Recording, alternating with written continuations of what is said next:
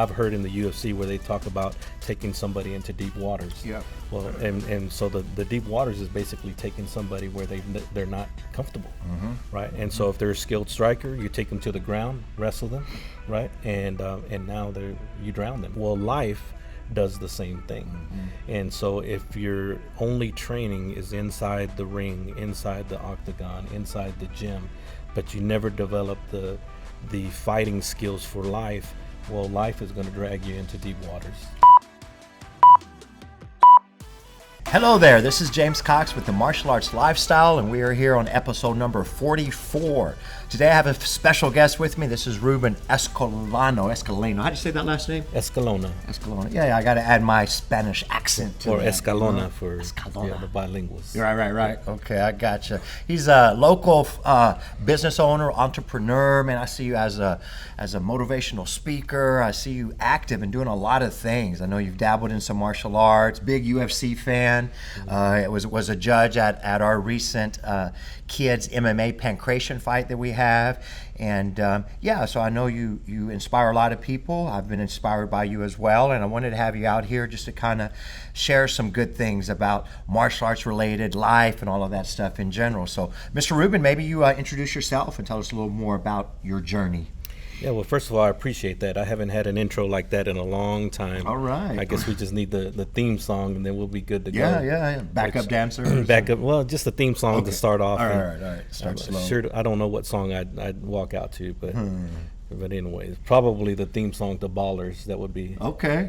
That one with the rock. Yeah. That's all a good song.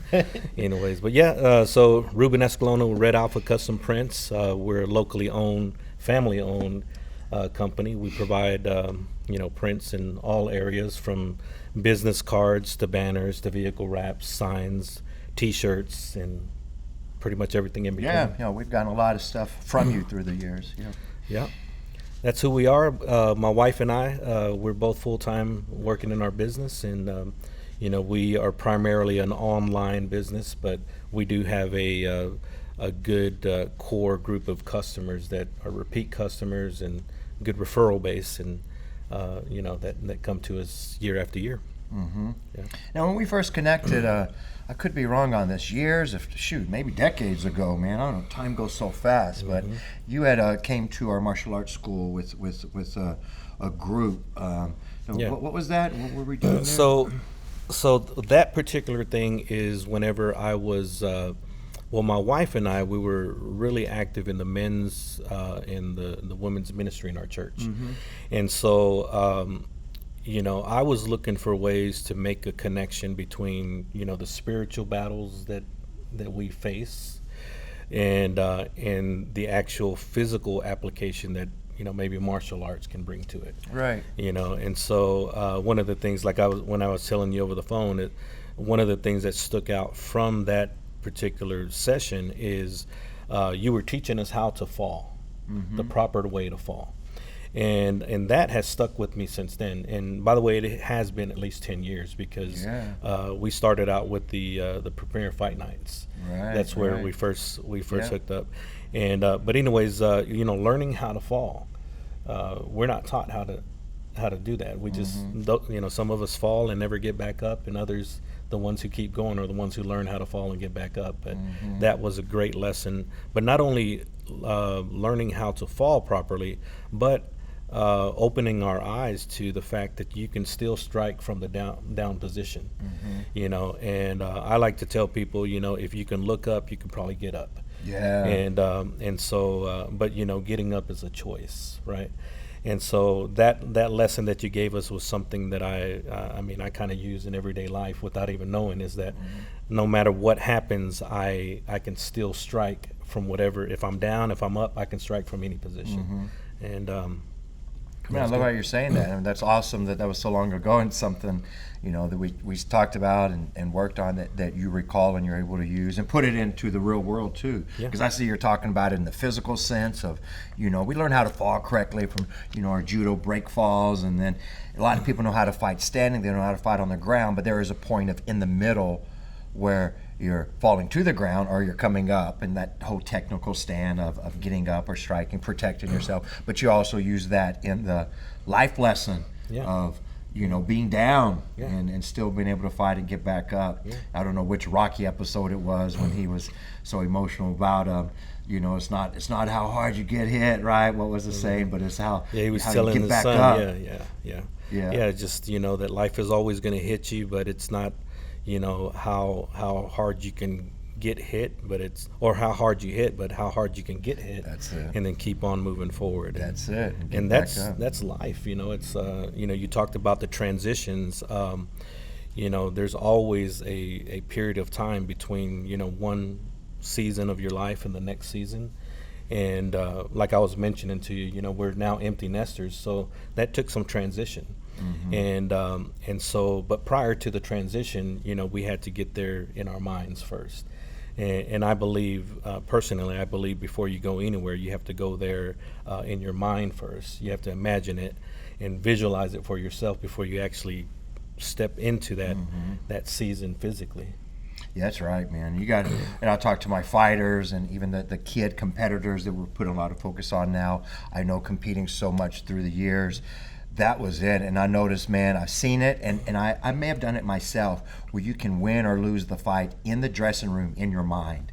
So Right. before you even come out, I mean, what the mind can conceive, the body can believe, whatever there, right? So visualizing and building that confidence and talking yourself into it, not out of it. I mean, so yeah, definitely you can win or lose mentally before anything even starts. Yeah, you can literally speak it into existence. I know one of your taglines, at least on the emails that we get, that thoughts become things. Yeah. And that's a big one right there. Yeah. You don't realize how you influence people just in the little things that you do. Just a little signature in your email. Right. Thoughts become things, and then it plants a seed in someone's mind, and then you're right. It's like, where are my thoughts? What am I thinking right now that's going to come to fruition here in the near future? Yeah, you got to focus on that. Too many thoughts, man, and you got to be in some control of as much of them as we can. So what other life lessons have you seen or that you can relate that we teach through the martial arts and that culture that we can utilize in daily life or work or school, kids, adults, everyone alike? Well, one of the things is the relationship between the physical and the, if you want to call it spiritual, but it's being able to manifest something that seemingly doesn't exist into the physical form, right? And there's a correlation, as you know that, I'm real big in my faith, and one of the things that I believe in is that, when you order it in your natural world, then you kind of line yourself up and put yourself in position to be able to receive things that if your life was chaotic, you probably wouldn't do it, or wouldn't be able to step into that, manifestation, I guess. And so the discipline that it takes to be able to, go through your training and be able to prepare for a fight, or just to learn a certain technique, that right there is an example of lining up or ordering your natural life, because you have to be able to have that muscle memory. You have to have done it a bunch of times. Bruce Lee talks about, not fearing the man who's done 1,000 different punches or kicks, but fear the man who's done one punch 1,000 times, right? And so that right there is that conditioning in your body, or, I call it in the physical, is actually lining things up in the spiritual, right? And that's or the unnatural, because that's what it is. It's there are things that exist that we'll never be able to hold on to until we get our physical life in order. Yeah, complete package, right? Yeah. We use the terminology of the mind, body, and spirit to train and labor and strive for purity of the mind, body, and spirit. And I've seen many people and probably never actually balanced enough. There's too much of this, too much of that, finding that balance that, might have everything in the body, man. Just these natural born athletes, incredible, amazing, but lacking in the mind, lacking in the spirit, and then, can definitely be destined to failure. Because of the incompleteness. Yeah, I've seen that before, and it really boggles my mind because every fight is different. But I've even made a post on Facebook not too long ago, is that I've seen skilled people, skilled fighters and strong men and women, get their butts kicked by life, because it's an invisible enemy. You don't know, a lot of times you don't know where the attack is coming from, and so whenever the fight is taken out of your comfort zone, even in fighting, even as uncomfortable as that can be, the training can be uncomfortable, you still develop a comfort zone. And so, like you said, if he prefers striking over, another martial arts, once you take him out of that, I've heard in the UFC where they talk about taking somebody into deep waters. Yeah. Well, and so the deep waters is basically taking somebody where they're not comfortable, right? And so if they're a skilled striker, you take them to the ground, wrestle them, right? And now you drown them because they're not ready for that. Well, life does the same thing. And so if your only training is inside the ring, inside the octagon, inside the gym, but you never develop the fighting skills for life, well, life is going to drag you into deep waters. And so you see people who are skilled fighters get their butts kicked by everyday life. Yeah, all the time, man. And that's the art of war, completely. The art of war. And, how do you beat a boxer? Kick them. How do you beat a kicker? Take them down, right? They go straight, you go around. They go high, you go low. Understanding that, John Hackleman, he's a legendary MMA coach from Chuck Liddell, Glover Teixeira. I've had the honor and privilege of training under him back in the day, some time, and I learned a lot just from little things that he had said. And there was a point of talking about everybody's got a fight coming up. So you imagine an instructor teaching 30 people on the mat, and they're like, all right, guys, let's get ready for the fight. And they all look at you weird, like maybe there's only 2 of them that actually have a fight coming up. Maybe there's 10 of them that never want to compete. They're just there to train. But then it got a little deeper that, no, you all have a fight coming up. It might not be in the cage, it might not be in the ring, but you have a fight coming up. It's the future of not knowing.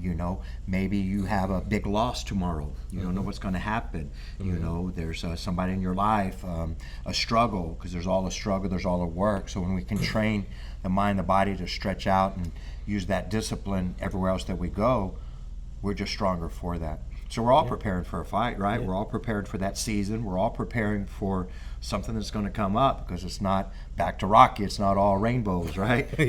Sunshine and rainbows. There That's you go. true. That's true. Exactly. Yeah.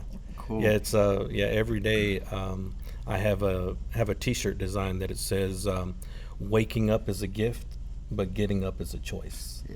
And I truly believe that, because if we were given the gift to be able to wake up another day, some people right now are still in bed because of the fight that they're going through. And other people decided to get up. Made a choice. And made a choice. We all have the same hours. Maybe not all the opportunity, but you gotta find it or make it, man, and make the best. Lemonade out of lemons, right? That's right. Well, let's talk a little bit MMA stuff. I know you were a judge at our recent fights that we had, which was kids, youth, we had teens as well, doing MMA, the pancration type rules, where it was, there's some limitations. No face contact was the big one, just for their protection. But those kids can fight. We had as young as 8-year-old up to 17, And as a judge, that was your first time officiating actual MMA? Yes. Except, if you don't count all the times where I'm the couch judge when I'm watching the backseat judge, the backseat judge, Buffalo Wild Wings, telling everybody everything. Oh, he should have did that. I can't believe it. He should have strangled him. That's right. That was impossible. That's right. Well, what did you learn from that experience? What did you think about it? I mean, the judging, the fights themselves. Any surprises? Okay, so what I've learned was that I really love it. I like being around it. The best seat in the house. Yes. I like seeing people compete, and I guess the surprise. There's a couple surprises. Is the things that lead up before they step into the ring, and then the intensity that these young kids had. they were in it to fight. Little warriors. The warriors. There you go. But the thing that when I looked around, I have a tendency to do that. Like I have a tendency to look around and kind of like take mental pictures of what's going on in the moment. Awareness, right? And so I look around from the music, from the the kids talking to their parents before, and the people that were there for them, and in between fights, we had a chance to talk to some of the families that were there, and just kind of just socialize with people, and so it's the whole environment of the fight. It wasn't necessarily what was just happening inside of the ring, but it was everything around it, like the whole environment. I mean, you saw families, wearing, representing the gyms that they were coming from, representing the fighter that they were there in support of. The musical choice, going in. I was like, man, I was actually going to suggest that you start selling the soundtracks to these fights, because I would buy that one. Right. Every one of those songs, I was like, man, I want to get in there too. Yeah. But a lot of fights organizations have like a playlist on. On so that was a surprise because it's like they say it, even football or any other sport is they talk about how when you're there live, it's a different environment than whenever you're watching it on TV. And so I've only been able to watch it on TV, those types of things, or seen local fights, So I've never been to a UFC event or anything like that. But whenever I was there ringside, you get a feel of what it's all about. And I was even able to watch as you guys were wrapping the fighters' hands, and and just like I said, I was just kind of taking mental notes of everything that goes on, and because every single thing is like a lesson that you can take from it. That's true. There is a lot to it. That you bring that up.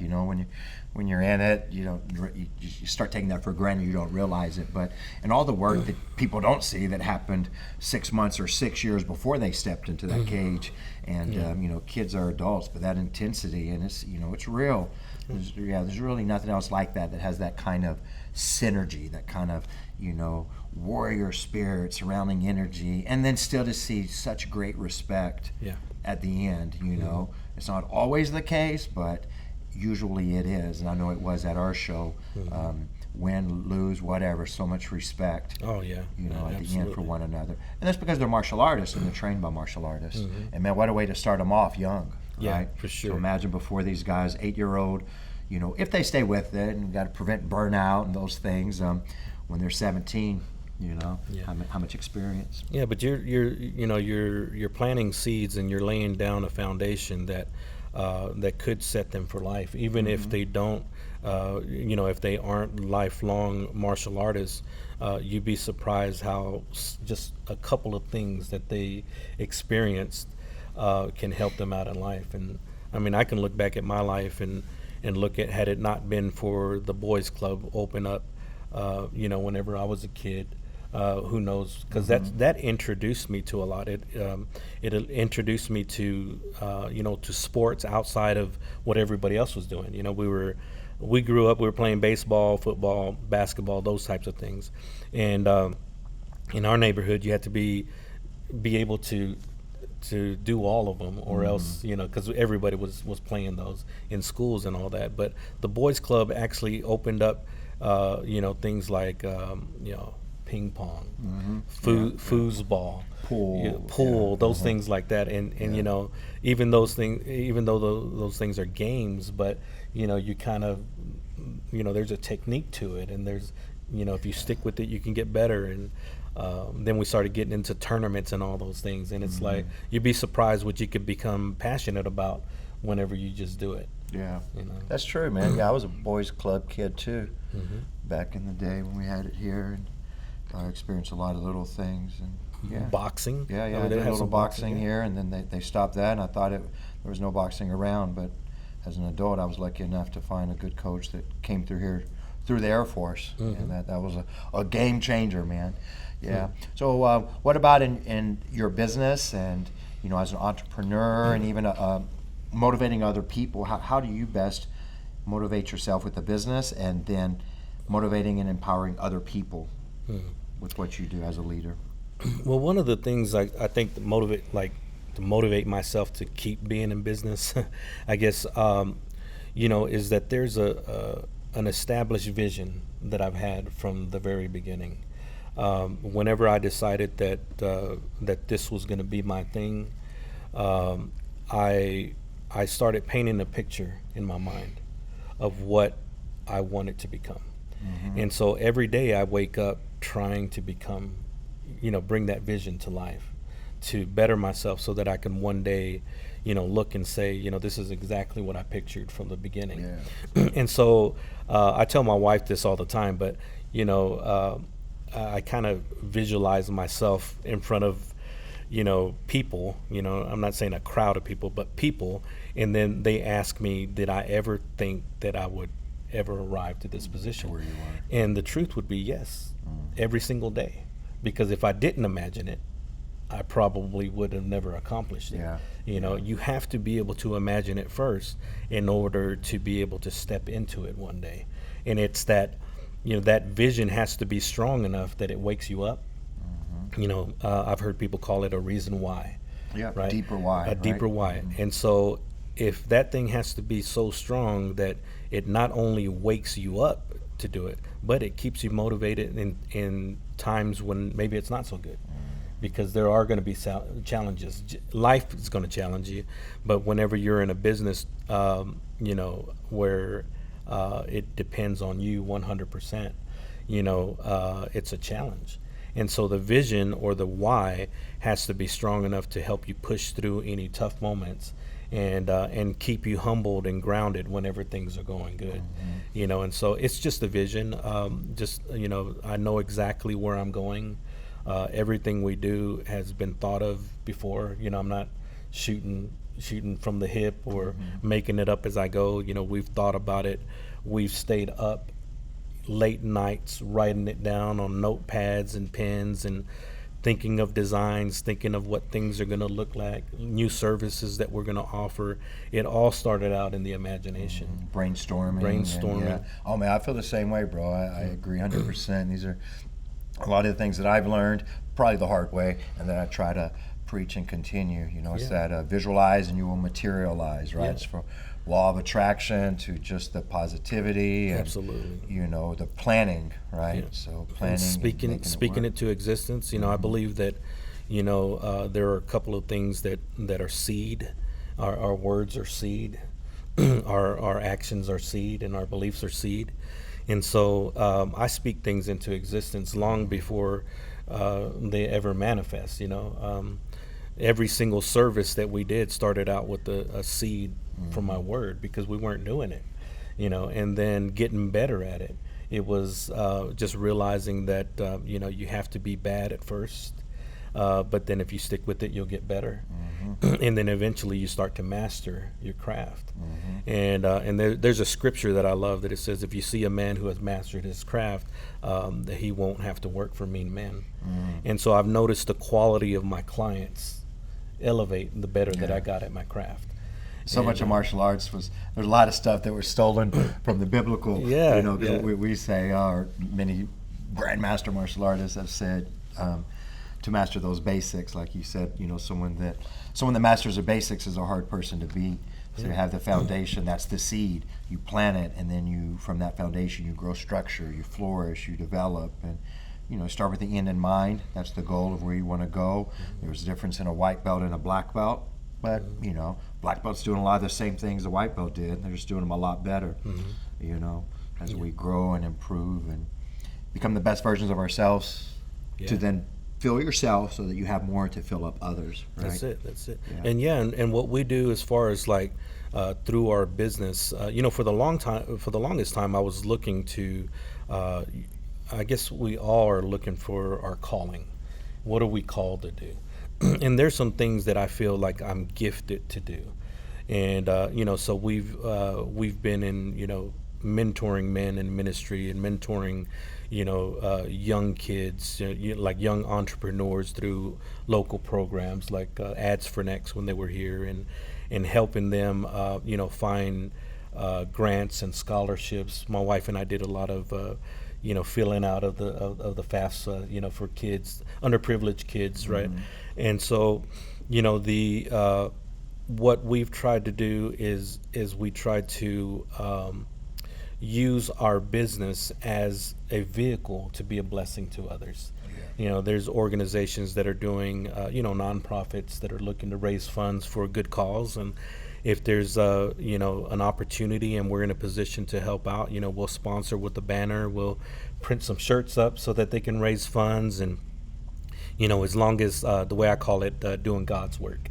If they're doing something good, we try to participate in those types of things, and you'd be surprised how many conversations I've had with business owners who are just getting started that maybe have hit a brick wall, and they just need to talk. They talk about how things, how tough it is, right? And it has led me to to start talking about the behind the scenes stuff. I believe that the true magic, and you might agree with this with martial arts and fights, I guess, is behind the scenes. I call it the behind the X's and O's of business. And they'll teach you, marketing. They'll teach you, SEO. They'll teach you how to, take photos and do videos and things like that. And that's good. You need all that stuff. But the behind the scenes, the things that, the conversations that you have with your spouse or partner, that no one ever hears. All the times you fall down, but you got back up. No one sees that whenever they pick up their order. Right. All they see is whether or not it was done right. The processes, right? The process. Yeah, all those processes, the grind, the hustle, you know, and things that you don't see done, right? You see somebody physically fit, but you don't see all those push-ups they did. That's right. Yeah, and it leads people to think that they were naturally like that. It's like no one struggles, no one ever has to fight through adversity. They might be special. And so if a person doesn't feel special, they don't feel like they can ever accomplish it. But the truth is that we all struggle. But some of us choose to push through, and some of us choose to be defeated. I definitely agree, man. That work that's behind that. If you saw Michael Jordan, Tiger Woods, John Jones, whatever, right? But where they are now, maybe definitely didn't know where they were and what happened in those early and late times of training. So you follow UFC a lot, man. I always see a post of the fights and your picks and this and that. Who's maybe some of your overall favorite MMA fighters? And that's hard. People ask me that. I'm like, oh man, I can't tell you one. Pound for pound, that's a tough one. So almost maybe more active today on the roster, and then maybe an all-time legend or favorite of yours from back in the day. You can give a male, and you can maybe give a female. Who are your favorite fighters? But I'm more interested in why. And why? Okay, so let me see. Favorite fighters. I really like. This is gonna. I don't know how this will go.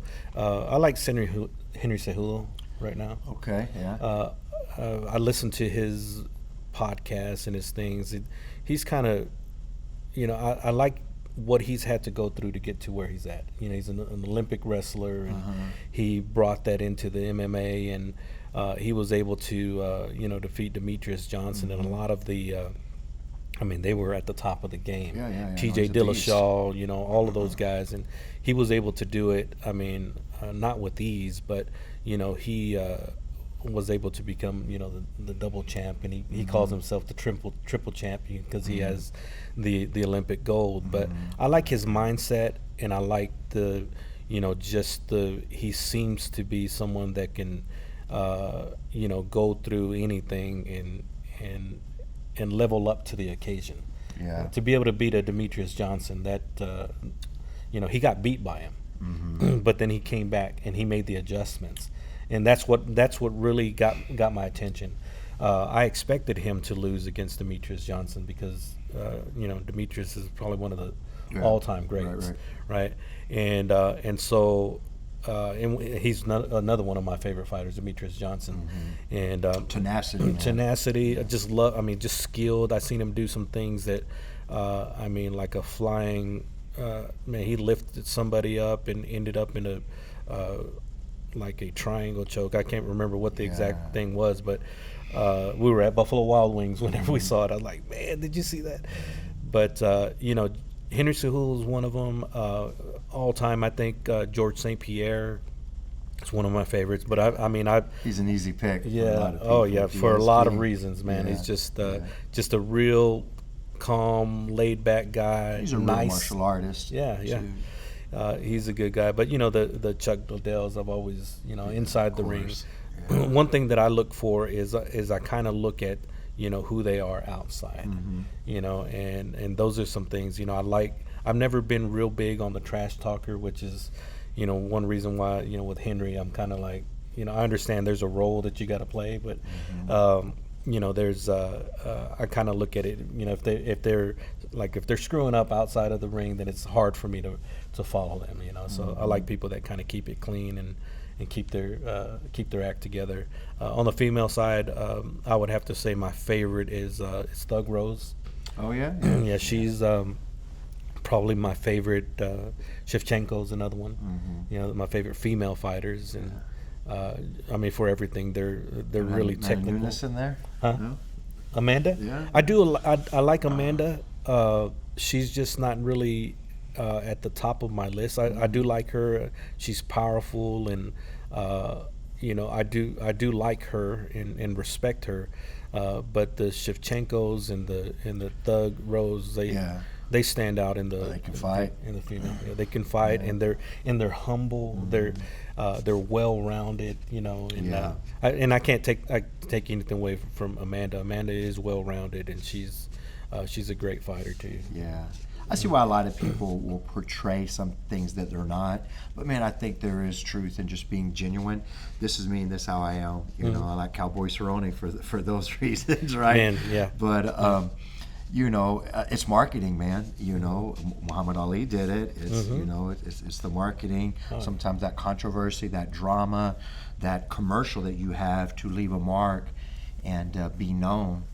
You know, maybe it's standing out different and.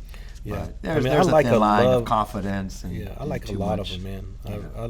I mean, it's hard to pick just one, because even as you were saying, there's too many right now. Cowboy I can't even keep up with. I love Cowboy. I mean, Jose Aldo's another one. I mean, just man. Too many now, man. I don't know when the fights are, and then all the separate things. The roster's huge. Yeah. Well, good deal, man. Hey, anything else to kind of add? I appreciate having you on. Anything else you'd like to say? No, man. I just want to say I appreciate you inviting me, man. I was honored whenever you called. I said, yeah, man, I would love to do that. I was confident you would add some value to our listeners. You know, I've had grandmasters and pro fighters, and I've had people like you that's just kind of dabbled in some martial arts, but you understand enough of it that you can relate those correlating mental benefits that we use in the karate school that can be used outside of here.